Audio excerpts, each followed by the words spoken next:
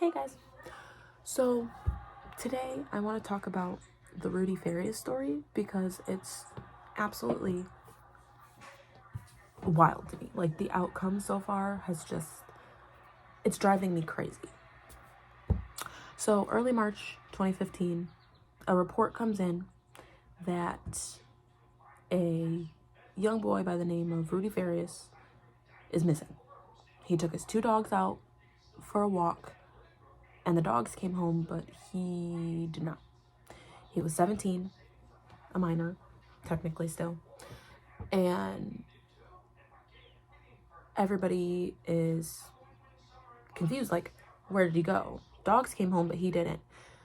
And a lot of people thought maybe it had something to do with the fact that, like, 4 years prior, his brother died in a motorcycle accident. A few months before, his dad had committed suicide. And he was suffering really bad from, like, PTSD, anxiety, and depression. So they were like, well, maybe he just ran away. Maybe he got kidnapped. Who knows? But he's missing. So missing persons report gets filed. For 8 years, nobody could find this man, at this time. Boy, when he was missing. He was just gone. People would call in leads saying, hey, we seen him in his family member's yard, but when they would get there, they didn't see anything. There was no Rudy. Rudy was gone. Nobody knew anything. Flash forward to June 29th, 2023, this year, sometime last week, someone calls in about a man sleeping in front of a church who's unresponsive, no idea who he is. So the ambulance gets there to check him out. Boom, it's Rudy. They said he was beaten up, pretty bruised everywhere. He was wearing his brother who died, his necklace, and that's how they knew who he was. But everyone was just like, where have you been, dude? It's been 8 years. Nobody's seen you. Nobody's heard from you. There have been private investigators that have been looking for you. There was a GoFundMe page started that raised a couple $1,000s to help look for you and to help your mom, because it said her health was deteriorating. She was just so distraught from her son missing. Her husband died. Her oldest son died. Now her youngest son is missing. Like, she's just so overwhelmed and she needed help. So they raised money. People were going out of their way. Time and resources were being used to find this child. And boom, here he just shows up on the step of a church. And he was just sleeping, hanging out. He didn't want to go to the hospital. And his mom just signed off like, yeah, no, he doesn't need to go. Which is super strange to me, because as a mother, if I found my child unresponsive and beaten and bruised and then I personally would have immediately had him sent to the hospital, but she signed off on it. She ended up taking him to the hospital later that day. But she was telling everybody, like, he was nonverbal, which was false. He spoke to officers and everybody, I think, like a couple days later. A Houston activist actually spoke to him by himself and said that Rudy said he was home the whole time. He was being drugged by his mom, being abused, being sexually abused. He was being told he had to play daddy and be the husband and sleep in bed with his mom, and all kinds of just horrible things. But he denied all those claims to the police. So I'm not exactly sure. I don't know if maybe he's afraid of his mom, or if maybe that guy's just making something up. I don't see why he would make it up, unless he just wants her charged with something, because as of right now, they're not charging her with anything. They said that Rudy came home the very next day after he was reported missing. So for 8 years, she drug out that he was missing. He was gone. She couldn't find her son. She needed help. She was raising money on the GoFundMe. people were using their time, resources, and money to help her find him. But they're not bringing up charges against her because it's not a crime to be missing.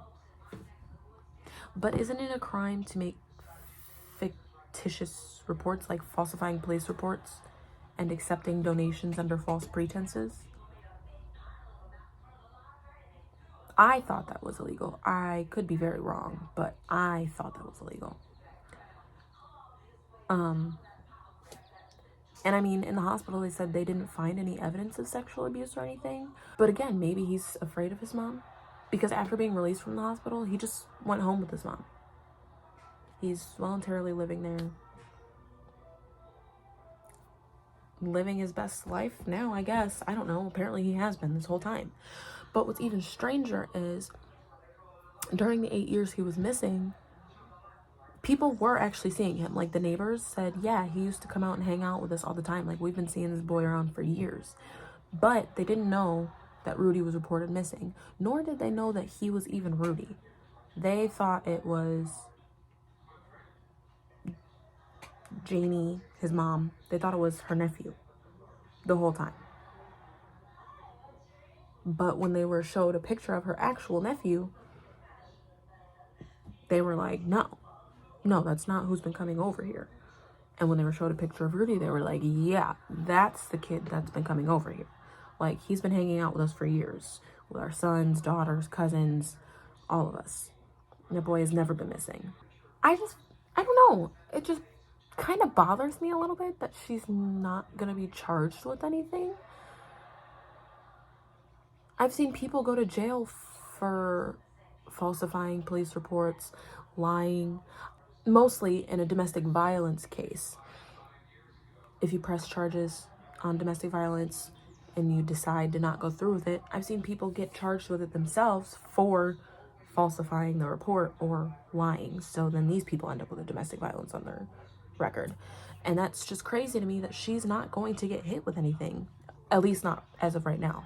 It's not looking like they're going to be pressing charges. But I think she needs to get hit with something, because 8 years and you're lying to police anytime you came in contact with them. She even gave a false alias for herself, apparently, from what I was reading. They gave fake names, fake birthdays. They really just didn't want the world to know that Rudy was there or alive. And I just think that something needs to happen. Or she at least needs to get checked into some kind of mental hospital, because obviously something's not right in her head. If she, like, is it for attention? Is she okay in the head? Like, I'm just really confused. I don't know. It's all very strange to me. Not a very long story, I guess. Just a very drug out story. Like, over time it was drug out for no reason. I don't know. Do you think maybe she should be charged with something, or am I alone in that? Because I think she needs to face some kind of repercussion, because she wasted time, resources, money, got money from other people.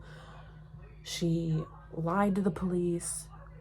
I guess you can't really get in trouble for making people feel bad for you, but there has to be something that can be done, because she did waste time and resources. Like, don't get me wrong, a cab, but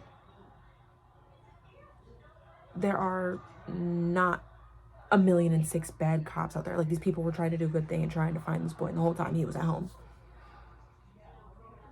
That's just ridiculous to me. Anyways, let me know what you think.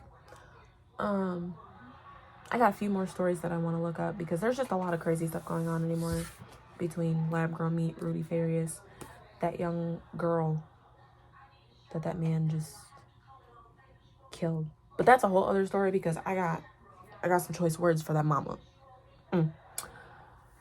Anyways, comment, like, subscribe, and yeah, let me know what else there is to talk about, and we will give our thoughts on it.